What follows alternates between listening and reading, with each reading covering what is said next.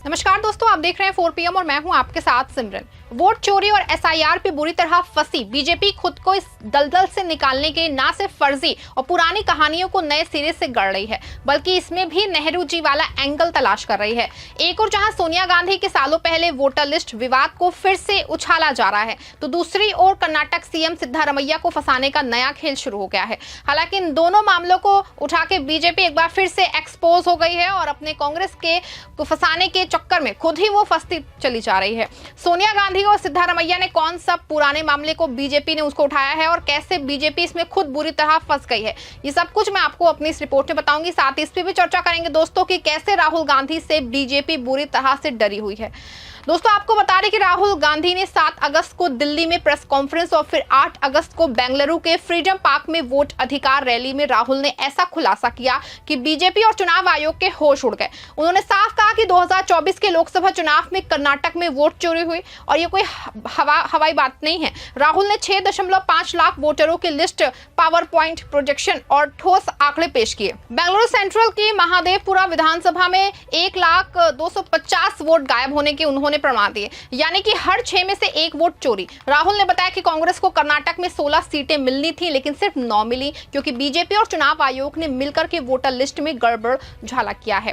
राहुल गांधी ने दावा किया था कि 11,965 डुप्लीकेट वोटर, 40,009 फर्जी पते, 10,452 एक ही पते पे कई वोटर, 4,132 गलत फोटो और 33,692 फॉर्म 6 का दुरुपयोग किया गया। गुरकीरत सिंह दांग का नाम 4 अलग अलग बूथों पर मिला। एक 10 वर्ग फीट की जगह में 80 वोटर पाए गए। सवाल ये उठ रहा है कि आखिर क्या मजाक है। राहुल ने महाराष्ट्र का भी जिक्र किया। लोकसभा चुनाव में इंडिया गठबंधन ने 30 सीटें जीती, लेकिन विधानसभा चुनाव में अचानक 1 करोड़ नए वोटर कहां से आए और इन वोटरों ने बीजेपी को वोट दिया। राहुल ने इसे संविधान पे हमला बताया क्योंकि वोट हमारा हक है और बीजेपी इसे छीन रही है। ऐसे में राहुल के दावे से ना सिर्फ बीजेपी बुरी तरह से फंसी है, बल्कि चुनाव आयोग जवाब देने के बजाय साइन दो की गुहार लगा रहा है। जैसे कि आप जानते हैं दोस्तों कि जब बीजेपी फंसती है तो क्या करती है, सीधे सीधे मुद्दे से ध्यान भटकाने की कोशिश। इस बार उसका निशाना है सोनिया गांधी। बीजेपी के IT cell chief Amit Malviya ने एक ट्वीट में सनसनी मचाने की कोशिश की।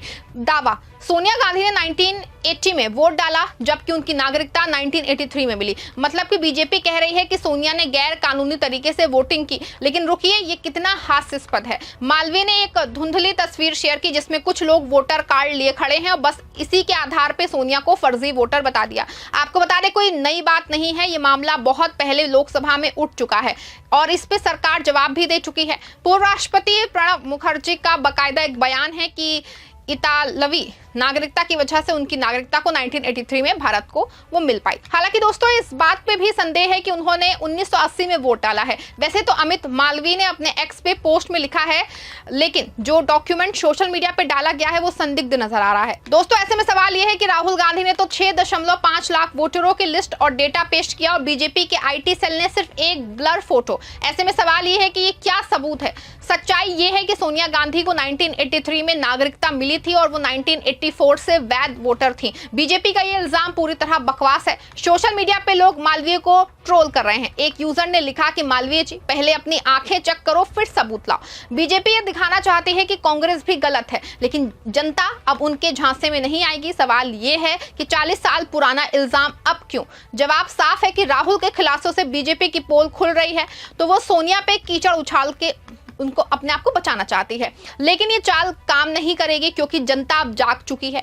सोनिया गांधी के बाद बीजेपी ने कर्नाटक के CM सिद्धारमैया को निशाना बनाया। आपको बता दें कि साल 2018 के कर्नाटक विधानसभा चुनाव में बदामी सीट से सिद्धारमैया अपनी सियासी किस्मत आजमा रहे थे। उस वक्त सिद्धारमैया कांग्रेस के बड़े चेहरों में से एक थे और बदामी सीट पे उनकी जीत का अंतर था सिर्फ 1,696 वोट। लेकिन अब बीजेपी ने दावा किया है कि यहाँ पे 3,000 वोट चोरी हुए थे। पूर्व केंद्रीय मंत्री सिद्धारमैया के पुराने दोस्त CM इब्राहिम ने दावा किया है कि 2018 में सिद्धारमैया की जीत के पीछे 3,000 वोटों की खरीद थी। हाँ, आपने सही सुना, 3,000 वोट खरीदे गए। इब्राहिम का कहना है कि उन्होंने और वरिष्ठ कांग्रेस नेता बीबी चिमनकट्टी ने मिलकर ये वोट खरीदने में मदद की थी और पैसे का इल्जाम खुद सिद्धारमैया ने किया, लेकिन रकम चुकाने में साहब को 6 महीने लग गए। अब जरा आंकड़ों पर गौर करें।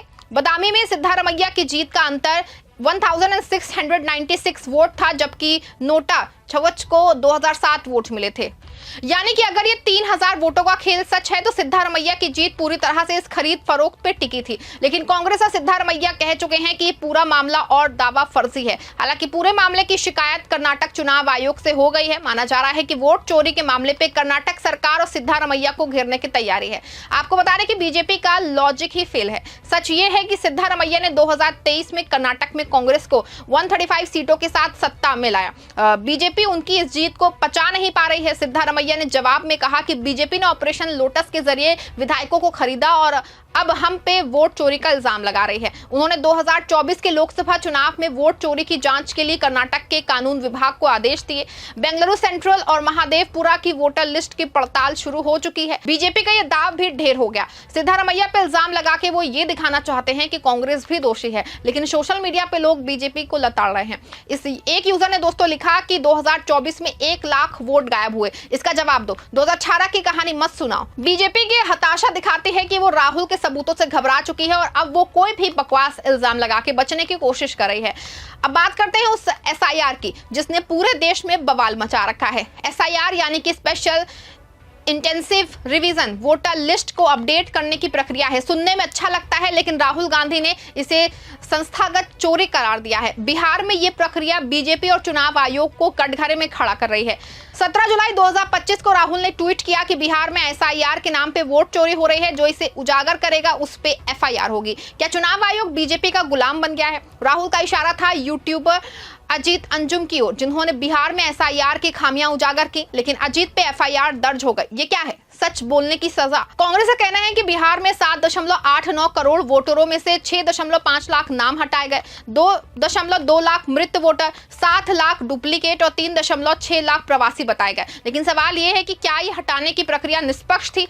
प्रियंका गांधी ने इसे वोटबंदी कहा क्योंकि इसमें गरीब और अल्पसंख्यक वोटरों को निशाना बनाया जा रहा है। आपको बता दो कि बीजेपी जब फंसती है तो उसका एक ही हथियार है कि झूठ और प्रोपेगेंडा। अमित मालवीय की ट्वीट मशीन तो दिन रात चल रही है। उन्होंने राहुल पे तंज कसा कि उनके पास वोट चोरी का कोई सबूत नहीं है। मालवीय जी, राहुल ने 6.5 लाख वोटरों की लिस्ट और डेटा पेश किया है और आपके पास एक धुंधली फोटो और 2018 की बासी कहानी। बीजेपी ने यह भी दावा किया है कि कर्नाटक में वोटर लिस्ट कांग्रेस के समय बनी थी। अरे तो फिर 2024 में 1 लाख वोट कैसे गायब हुए? बीजेपी ये क्यों नहीं बताती है कि महादेवपुरा में 10 वर्ग फीट की जगह में 80 वोटर कैसे रजिस्टर्ड थे? मीडिया ने तो इसकी पोल खोल दी जब पता चला कि वो जगह खाली थी। बीजेपी के प्रवक्ता संबित पात्रा ने कहा कि राहुल अपनी हार को जायज ठहराने के लिए ड्रामा कर रहे हैं, लेकिन जनता पूछ रही है कि अगर सब सही है तो चुनाव आयोग डिजिटल डेटा क्यों नहीं देता? सोशल मीडिया पे लोग बीजेपी को ट्रोल कर रहे हैं। एक यूजर ने लिखा कि बीजेपी को जवाब देना चाहिए कि 1 लाख वोट कहां गए, ना कि 40 साल पुरानी कहानियां गढ़नी चाहिए। कांग्रेस ने वोट चोरी पोर्टल लॉन्च किया जहां लोग अपनी शिकायत दर्ज कर सकते हैं, लेकिन बीजेपी वो बस ट्वीट पे ट्वीट कर रही है बिना किसी सबूत के। ये उनकी हताशा दिखाता है। राहुल के खुलासे ने उनकी साख को चोट पहुंचाई और अब वो कीचड़ उछाल के बचने की कोशिश कर रही है। आपको बता दें कि चुनाव आयोग की चुप्पी इस पूरे मामले को और संदिग्ध बनाती है। राहुल ने जब सबूत पेश किए तो आयोग ने कहा मैं शपथ पत्र दो, लेकिन जब राहुल ने डिजिटल डेटा और सीसीटीवी फुटेज मांगे तो आयोग ने हाथ खड़े कर दिए। क्यों? अगर सब कुछ साफ सुथरा है तो डेटा देने में क्या दिक्कत है? राहुल ने कहा कि मैंने संसद में संविधान की शपथ ली है, मेरा हर शब्द शपथ के बराबर है, लेकिन आयोग को जवाब देने की बजाय राहुल से माफी मांगने को कहा गया। ये क्या तमाशा है? बिहार में एसआईआर के बाद 6.5 लाख वोटरों के नाम हटाए गए। आयोग का कहना है कि ये मृत डुप्लीकेट या प्रवासी वोटर थे, लेकिन बीबीसी की एक रिपोर्ट में बिहार के गांवों में लोग शिकायत कर रहे हैं कि उनके नाम बिना सूचना के हटाए गए। कुछ जगहों पे पुरुषों की जगह महिलाओं की तस्वीरें थी, तो कहीं मृत लोग अभी भी वोटर लिस्ट में थे। ये कैसी सफाई है? आयोग ने सुप्रीम कोर्ट में कहा कि एसआईआर जरूरी था क्योंकि वोटर लिस्ट में गड़बड़ियां थी, लेकिन राहुल का सवाल ये है कि अगर गड़बड़ियां थी तो सिर्फ विपक्ष के वोटरों को ही क्यों हटाया गया? प्रियंका गांधी ने कहा कि आयोग को पारदर्शी होना चाहिए, डिजिटल डेटा दो ताकि हम ऑडिट कर सकें, लेकिन आयोग का कहना है कि डेटा गोपनीयता के लिए नहीं दिया जा सकता। अरे गोपनीयता का बहाना बना के सच क्यों छिपाया जा रहा है? जनता अब सवाल पूछ रही है और जवाब चाहिए। आपको बता दें कि राहुल गांधी ने वोट चोरी और एसआईआर का जो काला सच उजागर किया है, उसने बीजेपी और चुनाव आयोग को बेनकाब कर दिया। सोनिया गांधी और सिद्धारमैया पे झूठे इल्जाम लगा के बीजेपी अपनी हार नहीं छिपा सकती। आपको क्या लगता है कि सोनिया गांधी और सिद्धारमैया का पुराना मामला सिर्फ इस वजह से उठाया जा रहा है ताकि बीजेपी किसी तरह से राहुल गांधी के वोट चोरी और एसआईआर मुद्दे से हटा सके? पूरे मामले पे आप क्या मानना है आपका? अपनी राय कमेंट में जरूर लिखिएगा और इस खबर को लाइक और शेयर भी जरूर करिएगा।